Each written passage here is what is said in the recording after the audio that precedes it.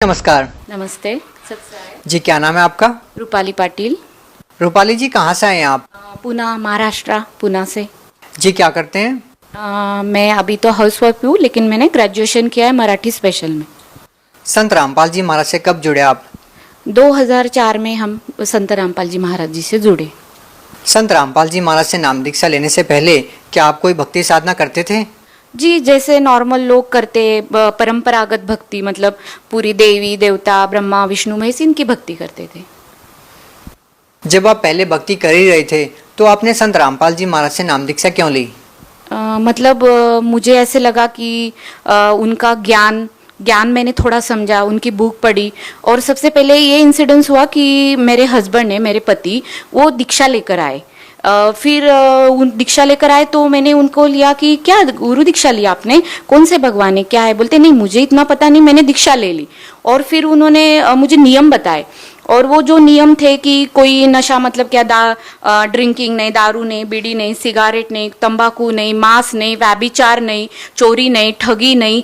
तो मुझे वो नियम इतने अट्रैक्ट हुए कि देखो, मैंने आज तक ऐसे कोई संत नहीं सुने कि ये नियम मतलब मेरा जो लाइफ के तरफ एक गोल था कि इंसान का लाइफ कैसे होना चाहिए, कि उसके लाइफ में सब परफेक्ट होना चाहिए। उसका जो हस्बैंड है तो वो उसे कोई व्यसन नहीं चाहिए, मतलब व्यसन नहीं है उसके साथ। अगर ये नियम मतलब सोचो कि किसी पराई नारी के तरफ बहन बेटी के भाव देखो, उसको रिस्पेक्ट करो, चोरी नहीं, ठगी नहीं, कोई 2 नंबर का काम नहीं।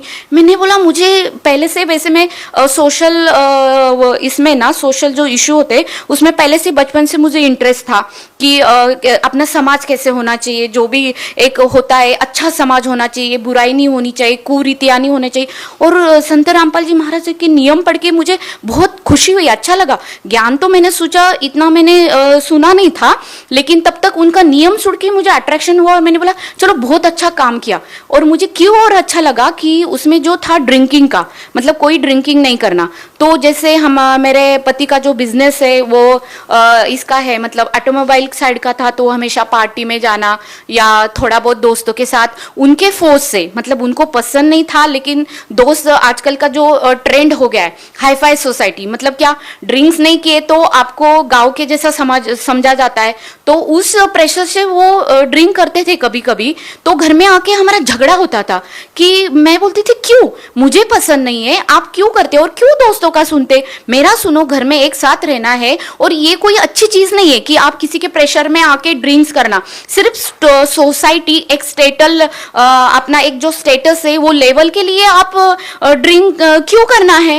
मैंने बोला, हमारा हमेशा का ये प्रॉब्लम था, सब कुछ अच्छा था, वो मुझे रिस्पेक्ट करते, सब कुछ फैमिली सब कुछ अच्छा था, लेकिन मुझे ये जो उनका गुण था कि कभी कभी ड्रिंक्स करने का, वो बिल्कुल पसंद नहीं था। और जैसी उन्होंने दीक्षा ली तो सोचो, मेरा वो पूरा टेंशन ही फिनिश हो गया।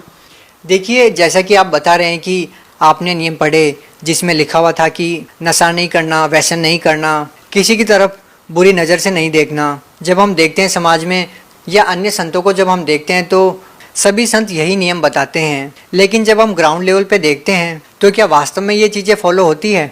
जी, मैंने तो जितने मैं अभी महाराष्ट्र पुणे से हूँ, या बचपन से लेके महाराष्ट्र में, मतलब पहले जलगांव से लेके पुणे तक मेरा जो जर्नी हुआ है, तो मैंने तो देखे, मैंने संत बताते हैं, लेकिन आज तक मैंने कोई भी उनके अनुयायी, जैसे अदर संत है, जैसे बहुत सारे हैं अभी जो गुरु है, उनके कोई भी अनुयायी ये नियम फॉलो बिल्कुल नहीं करते। वो ओनली क्या बोलते हैं उनके, मैंने तो ये भी देखा है कि उनके गुरुजी जो होते हैं दूसरे, जो संत रामपाल जी महाराज को छोड़ के जो आज इस धरती पे जितने भी गुरु है, वो सब बताते, ठीक है भाई, थोड़ा बहुत कर लो, आ जाओ दीक्षा ले लो, थोड़ा बहुत कर लो, जब मन होगा डाल दो। लेकिन मुझे ये पसंद नहीं था और मैंने भी खुद ने देखा कि कोई फॉलो नहीं करता है।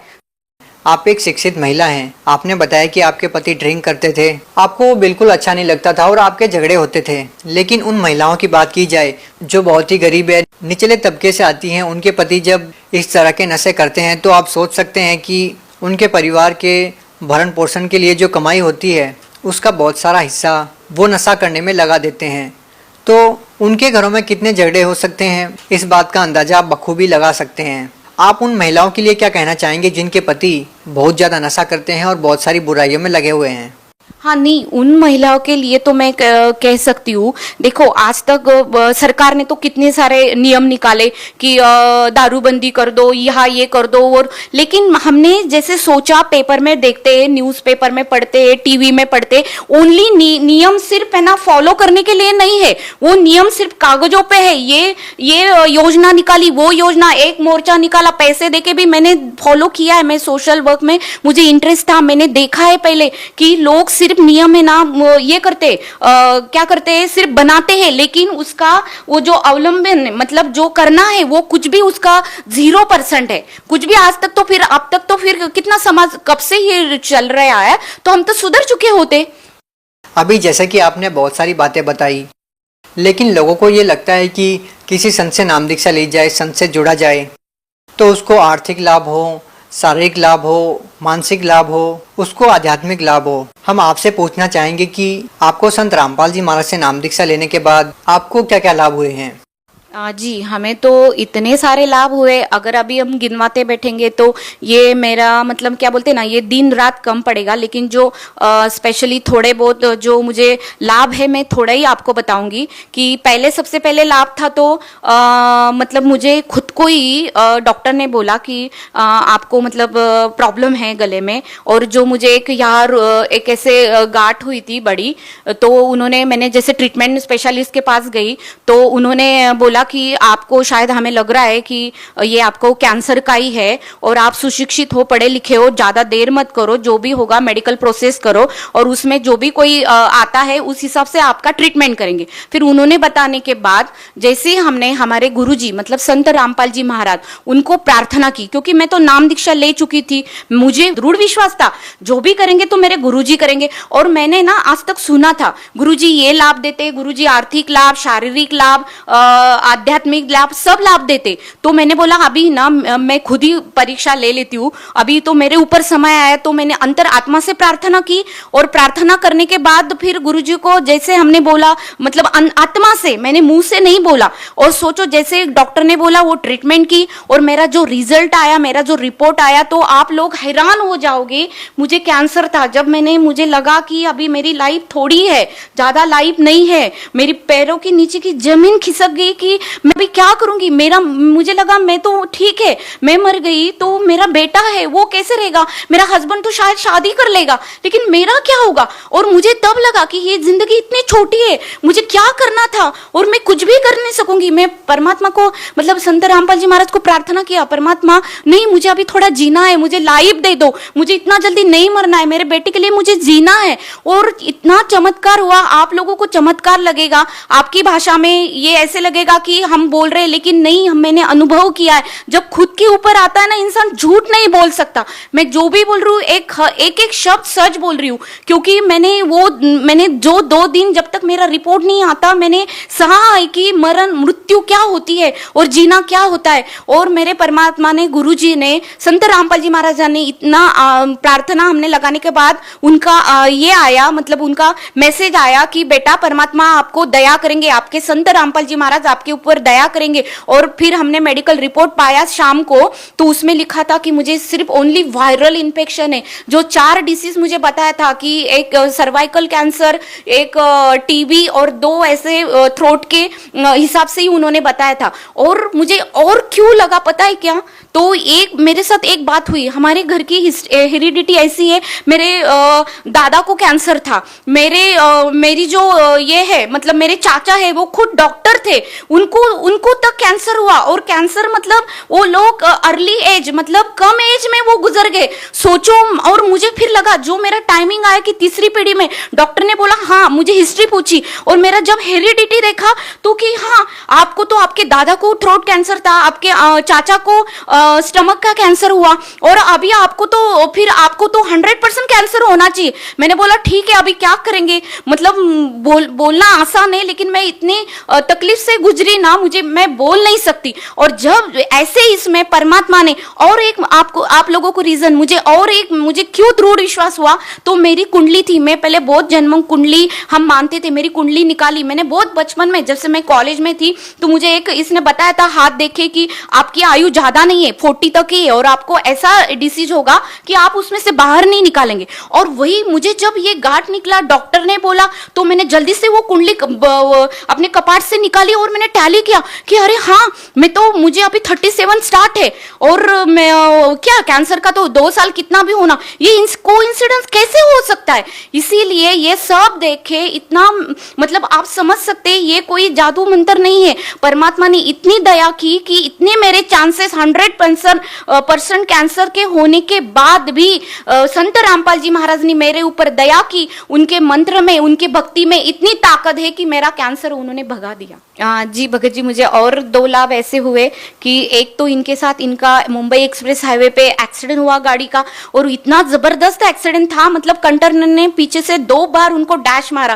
डैश मारने के बाद मतलब वो देखते हैं तो वो उन्होंने स्टीयरिंग पे सर रख दिया, और जैसे गुरुजी ने उनको नाम दीक्षा दी, वो मंत्र उन्होंने याद किया। फिर हम दोनों का फेस उनके सामने आया कि सोचो मेरा ये आखिरी वक्त है। और वो एक्सीडेंट से इंसान जब खुद पे गुजर जाती कि बस अभी मेरा सब फिनिश हो गया, तो उस हिसाब से उन्होंने मेरा चेहरा, मेरे बेटे का चेहरा उनके आंखों के सामने आया, और उन्होंने जो गुरुजी ने हमें मंत्र एक दिया, लास्ट में उन्होंने वो एक मंत्र जाप किया और स्टीयरिंग पे अपना सर रख दिया। और बाद में चमत्कार की देखते हैं कि वो बोलते मैं 5 मिनट के बाद मैं कार आराम से चला रहा हूं, फिर आराम से चला के फिर वो रुके नहीं, जल्दी से घर आ गए।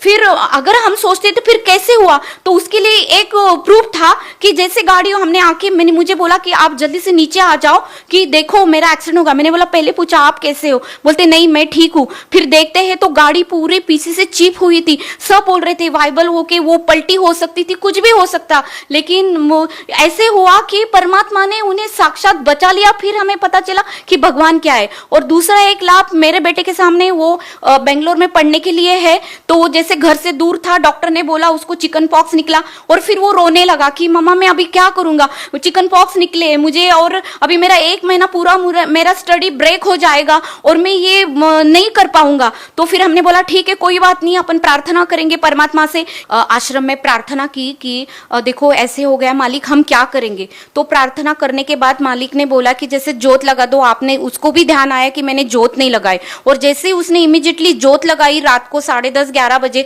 और सुबह देखते आप मतलब इतना चमत्कार की। हम भी इधर प्रार्थना की, उसने भी परमात्मा के आत्मा से प्रार्थना की, तो उसका चिकन पॉक्स पूरा गायब। तो हमने मेडिकली तो भी हमारा समाधान नहीं हुआ, तो हमने बोला प्लीज आप बेटा आप जाके डॉक्टर को एक बार कंफर्म कर लो कि सच में चिकन पॉक्स गायब हो गए। तो वो डॉक्टर के पास गया और डॉक्टर ने बोला कि जी हाँ, मैंने ही कल तुझे बोला था कि तुझे आया मैं मेडिसिन नहीं दूंगा, और आज मैं देख रहा हूं तो सच में ये तो परमेश्वर ही हो सकता है ये लाभ देने वाले। हम आपसे एक और प्रश्न पूछना चाहेंगे। संत रामपाल जी महाराज जी, उनसे जो भी नाम दीक्षा लेता है उनको बहुत सारे लाभ होते हैं। आपको भी संत रामपाल जी महाराज ने बहुत सारे लाभ दिए हैं। जो लोग बहुत सारी भयंकर बीमारियों से पीड़ित हैं और जिन लोगों को आर्थिक या मानसिक लाभ नहीं हो रहे हैं, उन लोगों को आप क्या कहना चाहेंगी? मुझे ये अपने सब भाई बहनों को एक ही संदेश देना है। मैं तो कोई ये नहीं कर सकती हूँ, मतलब संदेश देने जैसी मैं उतनी नहीं हूँ, लेकिन मैं प्रार्थना कर सकती हूँ सारी जगत को कि जिनको प्रॉब्लम है ना, आप आ जाओ, आप अनुभव करो, सत्संग सुनो, और एक्चुअली अपने जो ग्रंथ है, बुक है, उसमें क्या नॉलेज है। सबसे पहले हम सब शिक्षित है, हमें कोई हमारा ध्यान भटका नहीं सकता। आज तक हमने जो भी भक्ति की, एक परंपरागत भक्ति की, जो भी मनगढ़ंत सुनते आए, दादा परदादा उनकी भक्ति फॉलो करते आए, लेकिन हमने आज तक नहीं सोचा कि हम जो कर रहे और ये क्यों हो रहा है। अभी हम बोलते हैं भगवान ये करता है वो करता है, हम तो आज तक जो परंपरागत ब्रह्मा विष्णु महेश जी ये सब भक्ति करते आए, लेकिन मिला क्या, फिर क्यों नहीं मिला, क्यों दुखों के पहाड़ हमारे ऊपर गिर रहे, क्यों दुखी है, किसी को कैंसर है, किसी को ये बीमारी, किसी को वो बीमारी, सब परेशान। तो आप इसके लिए सबको मेरी प्रार्थना है कि आप आओ, संत रामपाल जी महाराज का ज्ञान सुनो, उनका सत्संग सुनो, और उनके सत्संग में आपके पूरे डाउट क्लियर हो गए, और डाउट क्लियर के बाद आप एक है। दुखी क्या नहीं करता, इसलिए दुखी लोगों को मेरी प्रार्थना है कि आ जाओ, संत रामपाल जी महाराज का नाम दीक्षा ले लो और खुद अनुभव करो। जी बहुत बहुत धन्यवाद। Thank you ji.